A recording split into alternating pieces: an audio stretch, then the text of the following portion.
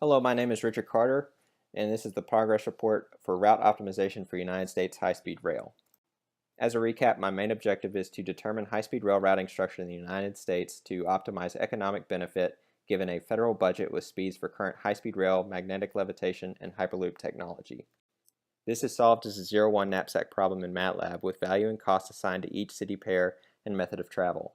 Objects are city pairs at each method of travel. Weights are construction and maintenance costs. Value is determined by the America 2050 valuation equation, and capacity is a given federal budget.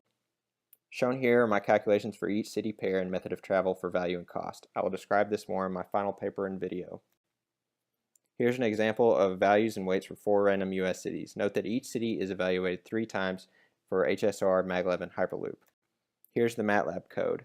I added the code to work for this problem, but the original author is in the credits. I can copy and paste my value and weight pairs from Excel into a MATLAB text file. The MATLAB code reads the data from the text file and sorts by weight.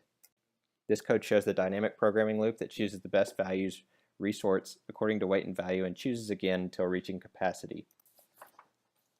Finally, the chosen weights and chosen numbers are published in a text file where I can determine the resulting city pairs and methods. Here are the results of our example. My actual iterations have valued connecting suburbs to cities over long-distance city-to-city connections. When suburbs are deleted, the code, interestingly enough, starts to develop hub cities in close proximity to several metro areas like Lexington, Kentucky, and Burlington, Vermont. My completed tasks are that cost and value of objects are defined, the code is tested, and I have my first results. In-progress tasks include increasing value for travel to a large city center. A cab from the airport in Manhattan or in New York to Manhattan can be over $50 in 2 hours. That needs to be accounted for.